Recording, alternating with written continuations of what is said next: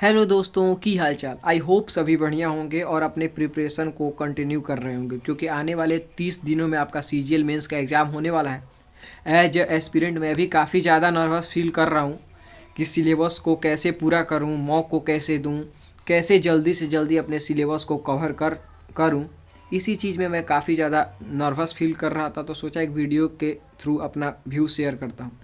तो चलिए आइए कुछ पॉइंट पे हम लोग विचार करते हैं कि कैसे आने वाले 30 दिनों को हम लोग और ज़्यादा प्रोडक्टिव बना सकते हैं और इस 30 दिन को कैसे यूटिलाइज करें ताकि अपना मैक्सिमम आउटपुट निकाल सकें। सबसे पहला पॉइंट जो मुझे लगा, जो कि मैं भी फील कर रहा हूँ, वो है कि don't be panic in remaining days. जो भी आने वाला दिन है इसमें बहुत ज़्यादा पैनिक करने की कोई आवश्यकता नहीं है, क्योंकि उससे कुछ भी बेनिफिट नहीं होने वाला, उससे नुकसान ही होगा। क्योंकि मैं भी कभी कभी सोचता हूँ कि मेरा मैथ्स में ये टॉपिक बचा हुआ है, मैं जीएस को ऐसे कर पाता, तो उसके लिए काफ़ी ज़्यादा नर्वसनेस आ जाता है मन में। लेकिन फिर सोचता हूँ कि नहीं, नर्वसनेस से कोई फ़ायदा नहीं है। हमको जितना हो सकता है अपना 110% देना है, ताकि मुझे कोई रिग्रेट नहीं रहे कि हाँ मैं ये नहीं कर पाया। तो पहला तो पॉइंट यही है कि हम लोग को पैनिक ज़्यादा नहीं करना है। सेकेंड यही चीज़ कि focus only on revision. Revision पे बहुत ज़्यादा फोकस करना है, क्योंकि अब नया पढ़ने से कोई फ़ायदा नहीं है। अब जितना ही नया पढ़ेंगे उतना ही पुराने चीज़ को भूलते जाएंगे। जितना कंटेंट हम लोगों ने अभी तक पढ़ा है उसी को रिवाइज करना है मल्टीपल टाइम्स, ताकि हम लोग का एक कॉन्फिडेंस बूस्ट हो और एग्ज़ाम में विथ कॉन्फिडेंट जा सके। थर्ड पॉइंट जो मुझे लगा कि focus more on practice rather than watching lectures. मेरे साथ एक प्रॉब्लम ये है, मैं अपना व्यू शेयर कर रहा हूँ, कि मैथमेटिक्स में मैं प्रैक्टिस बुक से करना प्रेफर ही नहीं करता। मेरे को ज़्यादा अच्छा लगता है वीडियो सोल्यूशन करना, वीडियो चला के और फिर सोल्यूशन को करना, जो कि काफ़ी ज़्यादा टाइम कंज्यूमिंग है।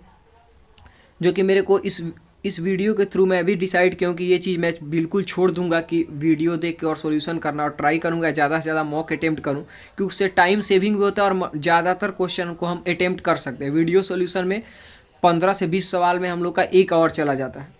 तो ट्राई करना है मुझे भी कि अब इसके बाद लेक्चर को बिल्कुल ना देखें और ज़्यादा से ज़्यादा क्वेश्चन को प्रैक्टिस करें। तो मैं भी सजेशन आप लोग को भी दूंगा कि अगर आप भी वीडियो लेक्चर देख के मेरी तरह कर रहे होंगे तो कृपया इसे ना करें, क्योंकि इससे टाइम बहुत ज़्यादा कंज्यूम होता है और हम लोग अपने आप को उतना प्रोडक्टिव फील नहीं करा पाते हैं। फोर पॉइंट जो मुझे लगा कि डोंट इग्नोर रीजनिंग पोर्शन। अब जैसे मेरा है कि मैं रीजनिंग में काफ़ी प्रैक्टिस प्री के समय किया था, जिसके वजह से मेरा CHSL में भी, CHSL के प्री में मेरा 50 में 50 आया था। उसके बाद CHSL के मेंस में भी मेरा 90 में 90 स्कोर है। इन स्पाइट ऑफ डैट मैं बहुत ज़्यादा प्रैक्टिस करता हूँ, ताकि रीजनिंग का क्या है कि कभी कभी नंबर सीरीज हो गया या फिर एसर्शन रीजन हो गया, उस स्टेटमेंट कंक्लूजन हो गया, ये सारा क्वेश्चन जो होता है थोड़ा कभी कभी ट्रिकी आ जाता है, जिसकी वजह से लगता है कि 2-3 आंसर सही होगा और उसकी वजह से गलत हो जाता है। तो उसको ज़्यादा से ज़्यादा प्रैक्टिस करना। हम लोग को रीजनिंग में भी आगे आने वाले समय में हम आपको बताएंगे कि क्या क्या ज़्यादा फोकस करना है। अभी फ़िलहाल इतना ही जानिए कि रीजनिंग में बहुत ज़्यादा प्रैक्टिस आपको करना है, रीजनिंग को हल्के में नहीं लेना है। 4 point, don't rely on GK GS। As a aspirant मैं तो आपको यही सलाह दूंगा कि आप GK GS को पढ़िए, लेकिन इस पर बहुत ज़्यादा रिलाई मत कीजिए, क्योंकि मैं देखा हूँ कि GS में मैं जितना एफर्ट डालता हूँ उतना मुझे आउटपुट कभी नहीं मिला है।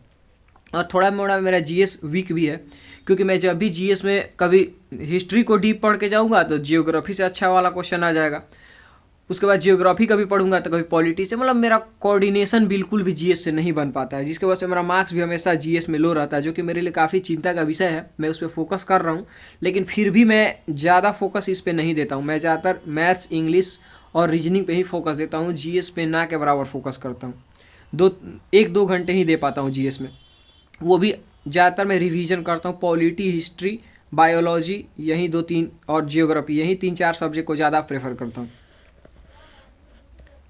अब आते हैं कुछ हम टॉपिक जिसके बारे में हम लोग मैथमेटिक्स में हम लोग देख सकते हैं, जो कि काफ़ी इंपॉर्टेंट है। अब ऐसे तो 30 चैप्टर है हम लोग का पढ़ने के लिए मेन, अब 30 इंपॉर्टेंट है, लेकिन उनमें से जो ज़्यादा इंपॉर्टेंट है, जिसको हम लोग को मस्ट गो करना ही चाहिए एग्ज़ाम से पहले, वो टॉपिक है हम आपको बता रहे हैं। पहला स्टेटिस्टिक्स, क्योंकि प्री में इसका वेटेज ना के बराबर होता है, ये मेंस में ही आता है, और प्रोबेबिलिटी भी।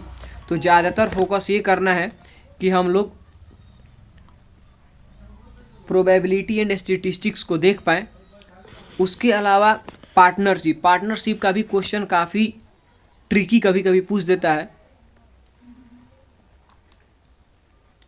डिस्काउंट का भी प्रॉब्लम काफ़ी ज़्यादा कंफ्यूजिंग कभी कभी आ जाता है। ज्योमेट्री में आप मेनली फोकस कीजिएगा सर्कल पे और ट्रायंगल पे, ये दो टॉपिक पे फोकस कीजिएगा। Mensuration, mixture alligation and instalment, इतना टॉपिक तो एटलीस्ट आप अच्छे से करके जाए, क्योंकि इससे क्वेश्चन पूछने की प्रोबेबिलिटी ज़्यादा होती है, क्योंकि मेंस में 30 क्वेश्चन पूछता है और इसमें से हर एक टॉपिक से एक एक क्वेश्चन लगभग पूछ ही देता है। तो ये टॉपिक आप ज़रूर करके जाइएगा, जो कि मैं भी करने वाला हूँ, तो सोचा कि मैं आपको भी अपना व्यू शेयर कर दूँ। अब आते हैं कुछ टॉपिक जो कि रीजनिंग में हम लोग देख सकते हैं। रीजनिंग में बहुत ज़्यादा टॉपिक तो नहीं होता है कन्फ्यूजिंग, लेकिन जो कन्फ्यूजिंग होता है सिलोगिज्म होता है, blood relation, assertion and reason, statement and conclusion, cause and effect, ये जितना टॉपिक होता है इसको अच्छे से आप करके जाइएगा। एज अ वीडियो अगर रिकमेंड करने को आप लोग बोलिएगा तो मैं एक कर सकता हूँ। कमल सर का एक वीडियो आता है यूट्यूब पे, 3 या 4 घंटे का होगा, वो मैं एक बार देख चुका हूँ, 2 बार देख चुका हूँ, और उसको एक बार और मुझे देखना है ताकि और ज़्यादा क्लियरिटी मिले। उस वीडियो से मुझे काफ़ी हेल्प मिला, क्योंकि मैं मेंस का रीजनिंग का कोई बैच नहीं लिया हूँ, तो मैं ज़्यादातर या तो मैं मॉक के थ्रू प्रैक्टिस करता हूँ, और नहीं तो वीडियो देखने के लिए उन्हीं सर का वीडियो मैं ज़्यादातर प्रेफर करता हूँ। तो आप लोग भी उसको वॉच कर सकते हैं यूट्यूब पे, उनका वीडियो मैं बोलिएगा तो कमेंट बॉक्स में पिन कर दूँगा। अब आते हैं इंग्लिश में। आप जिस भी बुक से पहले से पढ़े उसी से पढ़िएगा। जैसे मैं पिनैकल का बुक को फॉलो करता था प्री में, तो मैं मेंस में भी उसी बुक को फॉलो कर रहा हूँ, किसी और बुक की तरफ मैं कभी देखा भी नहीं हूँ। क्योंकि वोकैब मल्टीपल बुक से करने से अच्छा ज़्यादा बेटर होगा कि आप एक ही बुक को मल्टीपल टाइम रिवीजन कीजिए, क्योंकि ऑलमोस्ट कंटेंट सब में सेम रहता है, 90% का कंटेंट सेम रहता है, 10% इधर उधर होता है। तो आप जिस बुक को फॉलो किए थे प्री में उसी को आप कीजिएगा। रीडिंग कॉम्प्रिहेंशन पे काफ़ी ध्यान दीजिएगा, पैरा जंबल पे और ग्रामर के। अब मैंने मेंस के लिए मैं अमन वशिष्ठ सर को फॉलो करता हूँ, मेंस के लिए उनका बैच लिया हूँ। तो यदि आप भी किसी का बैच लिए होंगे तो आप उनसे कर सकते हैं, नहीं तो टेक्स्ट बुक पे ज़्यादा से ज़्यादा मॉक लगाइए, इसी से बेनिफिट होने वाला है। और एक चीज़ मैं ज़रूर सजेस्ट करना चाहूँगा कि अब से अगर कोई चाहेगा कि रीडिंग डेली करे न्यूज़पेपर को, उससे मेरा इम्प्रूवमेंट हो जाएगा, तो मुझे नहीं लगता कि अब उसको करने से कोई फ़ायदा है। ज़्यादा से ज़्यादा आप मॉक टेस्ट लगाइए, ज़्यादा से ज़्यादा आप कोई टीचर मेंस का बैच अगर आप लिए हैं तो आप उसको देखिए लेक्चर को, उसी से आपको हेल्प मिलने वाला। अब रीडिंग से मुझे नहीं लगता कि बाकी के 30 दिनों में बहुत ज़्यादा फ़र्क पड़ने वाला है। और ग्रामर को आप वेटेज तो दीजिए, लेकिन सबसे ज़्यादा वेटेज आप वोकैब, रीडिंग कॉम्प्रिहेंशन और पैरा जंबल को ही दीजिए, उसके बाद ग्रामर को दीजिएगा। अब आते हैं जीएस में कुछ इंपॉर्टेंट पॉइंट। जैसा कि मैं पहले ही आपको बता चुका हूँ कि जीएस मेरा उतना स्ट्रॉन्ग नहीं है, और जीएस में गेस कर पाना कि ये टॉपिक ज़्यादा इससे क्वेश्चन पूछेगा काफ़ी वो होता है। तो इसीलिए मैं कुछ टॉपिक को सजेस्ट कर रहा हूँ जिससे क्वेश्चन पूछने का प्रोबेबिलिटी थोड़ा बढ़ जाता है। सबसे पहला आता है पॉलिटी। पॉलिटी को ज़्यादा फोकस कीजिएगा, जैसे कि मैं भी करने वाला हूँ। पॉलिटी में fundamental rights, fundamental duties, prime minister, president, vice president, governor, supreme court, attorney general, CAG, important amendment को भी आप लोग देख लीजिएगा, इम्पोर्टेंट एक्ट्स और गवर्नर एंड वायसराय। पॉलिटी में इतना टॉपिक कर लीजिएगा, आपका क्वेश्चन गारंटी इसी से आ जाएगा। जियोग्राफी में आते हैं कुछ टॉपिक जैसे कि river system, Himalaya, peninsular plate, soil and national park, atmosphere, India and its location, solar system, minerals and industry.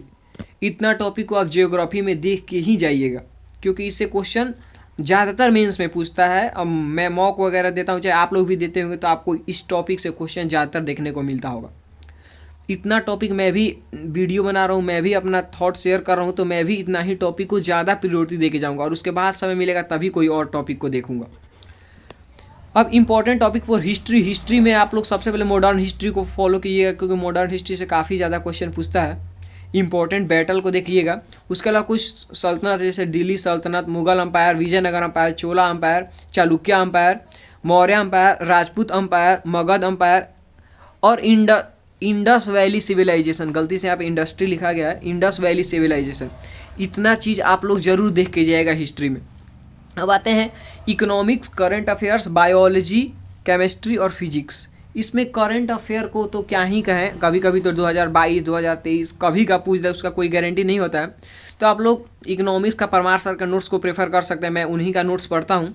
Biology के लिए भी और केमिस्ट्री के लिए और फिजिक्स के लिए भी मैं परमार सर का नोट्स पे जाता हूँ। लेकिन मैं सोचा हूँ कि मेरे पास उतना टाइम नहीं बचेगा, तो मैं केमिस्ट्री और फिजिक्स को उतना फोकस तो नहीं कर पाऊँगा। मैं जीएस में सोचा हूँ कि polity, geography history, economics and biology, इतना ही चीज़ पे ज़्यादा फोकस करूँगा और बाकी का सिर्फ नोट्स पढ़ के ही चला जाऊँगा, क्योंकि फिजिक्स केमिस्ट्री का चूँकि मैं साइंस स्ट्रीम से हूँ तो मेरे को थोड़ा मोड़ा आइडिया होता है।